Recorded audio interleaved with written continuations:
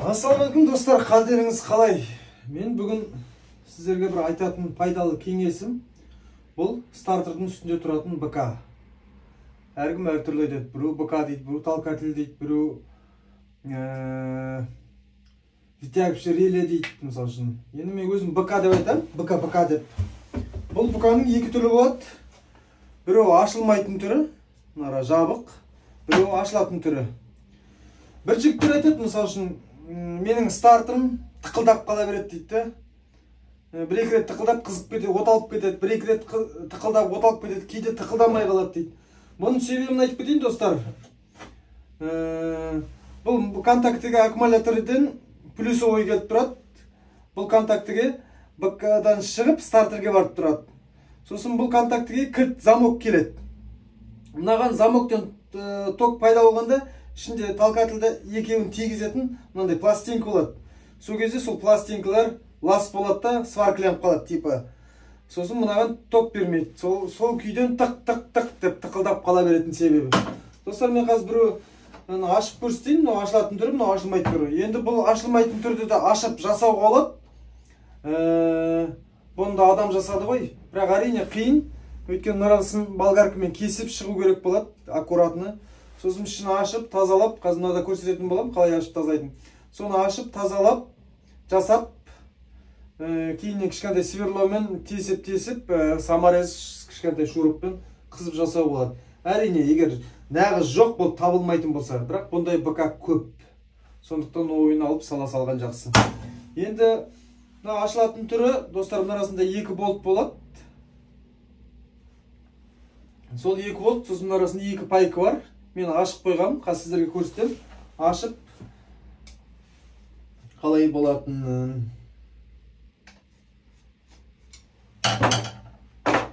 Достар, мінекей, осындай дүние іші. Мына көрсетейін дегенім 2 пластинка. Мысал үшін, мынаған аккумуляторден главный плюс келіп тұрады. Мынау стартерді БК-дан шығып стартерге барып тұратын. Жаңа мынау замок. Замоктен ток келген кезде мына іші сіздер көрінетін болса, тық етіп бір-біріне тиеді. Сол кезде дұрыс тимей қалады, достар. Ол тимей қалатын себебі, достар, қазір мен жақындатып көрсетейін.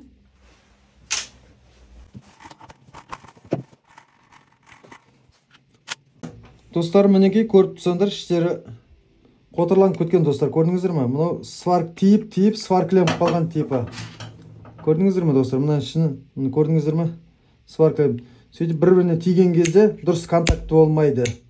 Осыны, достар, ашып, мынараны жылтыратып, тазалап, мына іштерін жылтырап, тазалап салатын болсаңыздар, стартерлеріңіз тықылдауын қояды. Мұның қарапайым мынандай егеумен алып алып, егеулеп шығатын болсаңыздар, достар.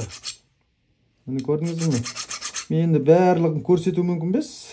Мен сіздерге бір пайдасы тиіп кетер деп керек жерде болады ғой, достар. Осылай жылтырататын болсаңыздар, достар, көрдіңіздер ме?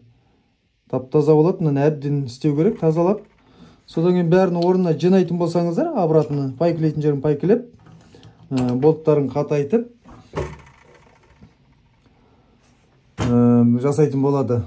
Бұны да міне осылай арасынан болгаркамен аккуратно кесіп шығып, кейін жаңағындай тазалап, арасына бір екілік сверломен, дрелмен тесіп, саморезмен қатайтып кетсем, бұны да жасау болады. Бірақ бұндай көп, сондықтан арзан болса алып салып жібергеніміз жақсы, достар. Лайк күтем, қолдаймыз. Қазақ автоэлектригін, ойбай, біздің қолымыз жүрекке де келмейді екен, достар. Қолдау күтем, достар, сіздерден.